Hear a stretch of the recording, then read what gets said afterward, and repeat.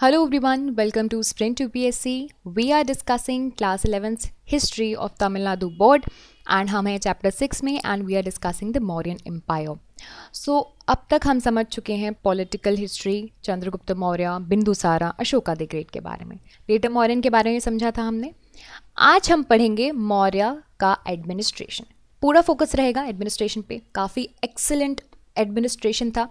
आप विश्वास भी नहीं कर सकते कि उस वक्त पे कितना अच्छे से एडमिनिस्ट्रेशन किया जाता था और किस तरह से हमारे आज की डेट के एडमिनिस्ट्रेशन को रूट्स मिले हैं उस एडमिनिस्ट्रेशन से. ठीक है, तो वो समझेंगे. आने वाले सेशंस में we will talk about Mauryan art and architecture and the causes of the decline of the Mauryas. तो देखें, पहली बात करते हैं सेंट्रल गवर्नमेंट की. ठीक है, so when we talk about Mauryas, so Mauryas usually क्या था?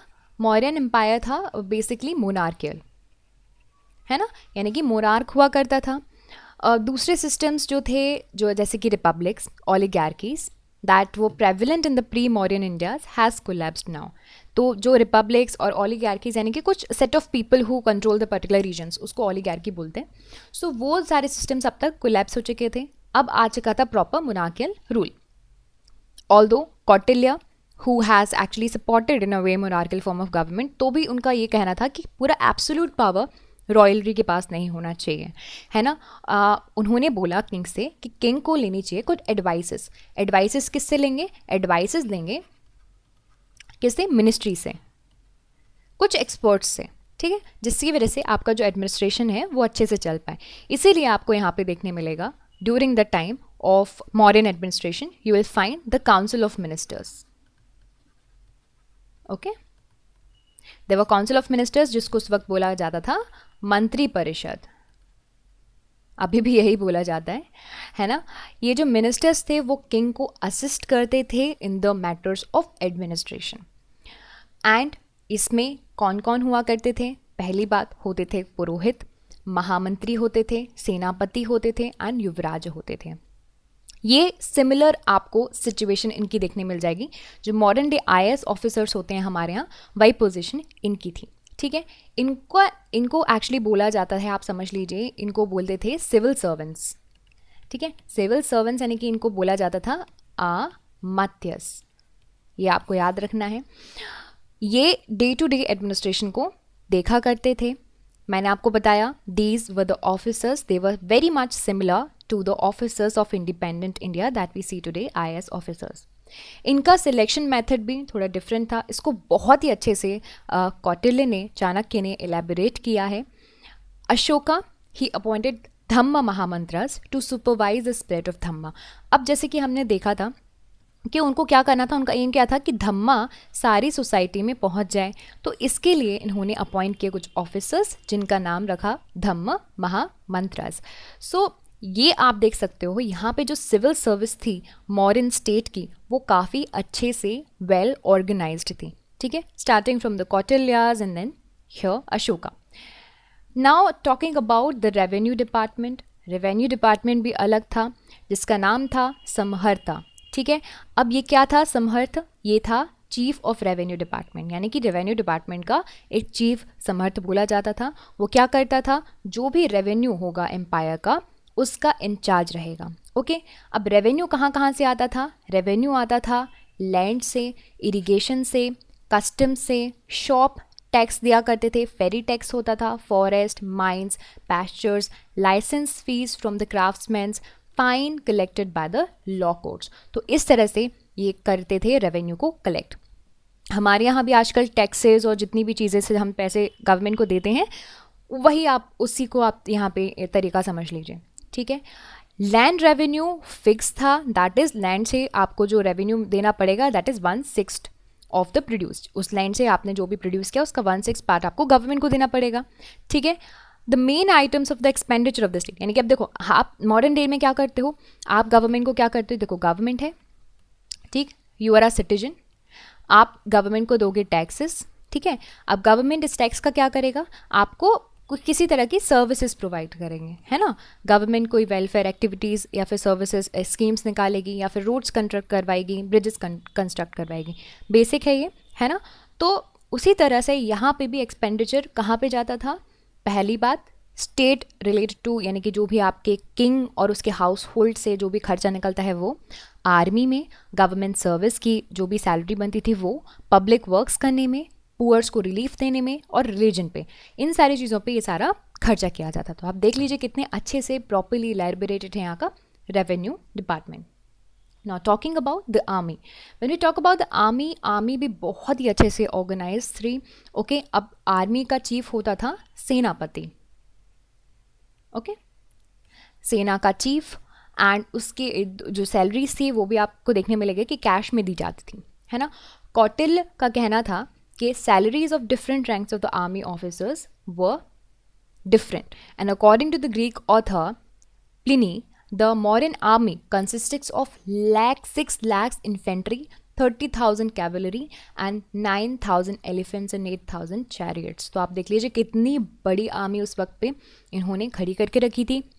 इसके अलावा there were 4 wings and there were navy, transport, supply wings. हर एक विंग जो था वो अध्यक्ष और सुप्रिटेंडेंट्स के अंदर था। हमारे यहाँ भी आजकल देखिए किस तरह के विंग्स होते हैं। हमारे यहाँ जैसे आर्मी की बात करें तो हमारे यहाँ है जल सेना, थल सेना एंड वायु सेना, उनके भी अपने चीफ हैं। तो उस तरह आपको सिमिलर स्ट्रक्चर यहाँ पे देखने मिल जाएगा। Megasthenes mentions the 6 broad boards of 5 members which each to control the 6 wings of the military. Okay, so इस तरह से आपको थोड़ा नंबर इधर उधर देखने मिलेगा, क्योंकि यार हिस्ट्री है, एग्जैक्ट चीज़ें आपको नहीं देखने मिल सकती, लेकिन फिर भी you can see a lot of things कि किस तरह से मिलिट्री प्रॉपरली आर्मी ऑर्गेनाइज्ड थी। Not talking about the department of commerce and industries. तो आप देख लीजिए हमारे यहाँ ministry of commerce and industries है आज की डेट में, उस वक्त पे department of commerce and industries भी था। ये जो डिपार्टमेंट था वो रिटेल और होलसेल प्राइसेस जो है उसको कंट्रोल करता था, आपके जो भी गुड्स होंगे, and try to ensure the steady supply through its officers. Okay, और ऑफिसर्स यहाँ पे भी आपको रखा गया था अध्यक्ष। ठीक है, देखिए आज की डेट में हमारे यहाँ मिनिस्ट्री ऑफ कॉमर्स है, उसके एक मिनिस्टर हैं जो सारी चीज़ें संभालते हैं, उसी तरह का स्ट्रक्चर आपको यहाँ पे देखने मिल जाएगा। It also controlled weights and measures. Okay, and जो भी आपको कस्टम ड्यूटी लीवी करनी है और फॉरेन ट्रेड रेगुलेट करना है वो भी आपका कॉमर्स एंड इंडस्ट्री डिपार्टमेंट ही देखा करता था। नाउ यहाँ पे जुडिशरी भी थी, पुलिस डिपार्टमेंट्स भी थे। ऐसा नहीं है कि कुछ भी क्राइम हो गया तो किंग के पास चले जाओ, क्योंकि यार इतना बड़ा राज्य उन्होंने स्थापित करके रखा हुआ था, तो इट वाज नॉट पॉसिबल कि किंग ही सारे डिसीजन लेना। तो यहाँ पे आपको जुडिशरी भी देखने मिली और पुलिस डिपार्टमेंट्स भी हुआ करते थे। Kautilya actually he mentioned the existence of both criminal and civil courts. तो जुडिशरी में भी आपको क्या क्या देखने मिल गया?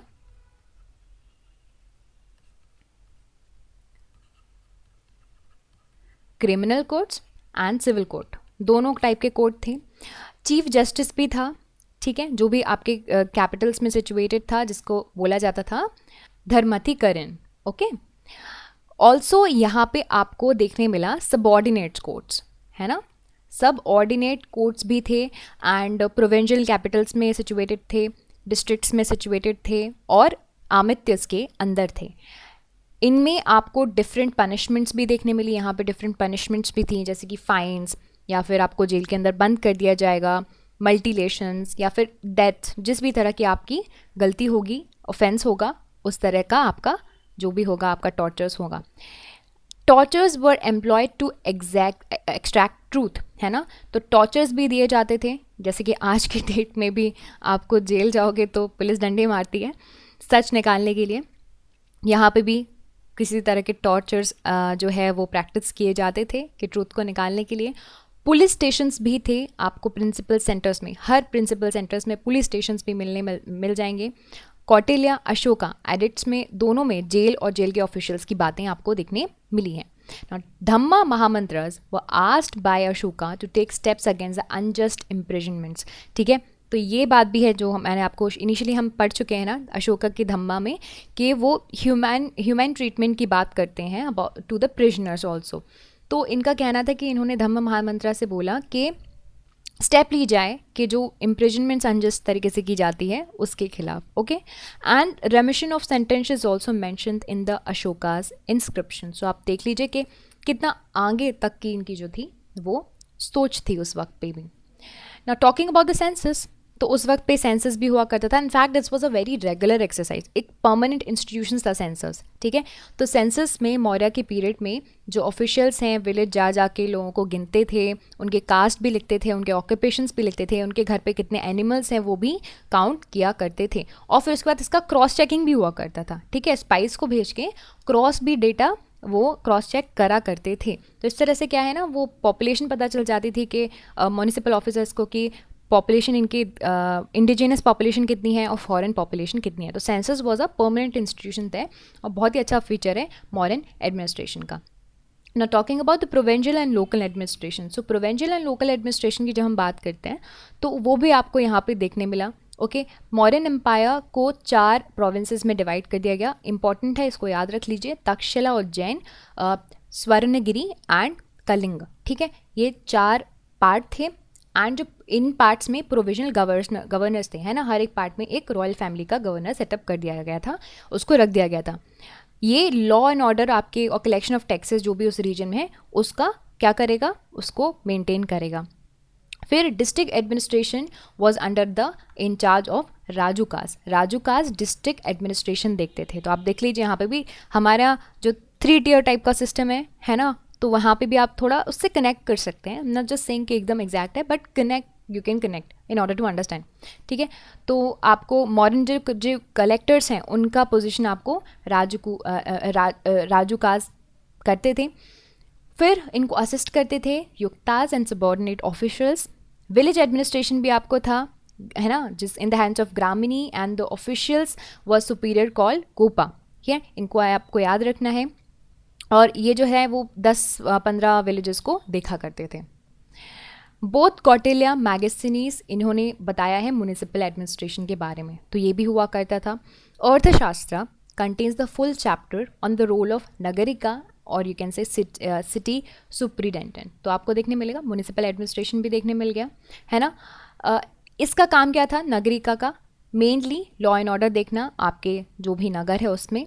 मैगस्थनीज बताते हैं कि there were 6 committees of 5 members each to look after the administration of Pataliputra.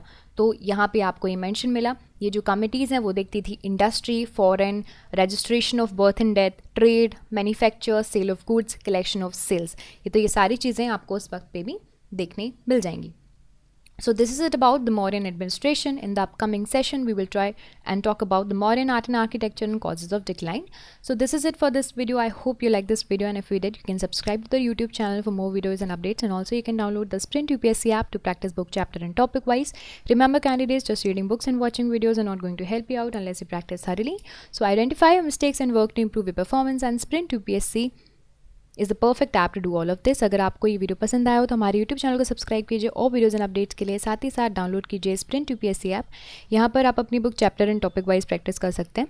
देखिए, सिर्फ बुक पढ़ने से, वीडियोज़ देखने से मदद नहीं मिलेगी जब तक आप अच्छे से प्रैक्टिस नहीं करोगे. तो अपनी मिस्टेक्स को जानिए एंड परफॉर्मेंस को इंप्रूव कीजिए और स्प्रिंट यूपीएससी इसके लिए परफेक्ट ऐप है. I will see you in the next video. Thank you so much.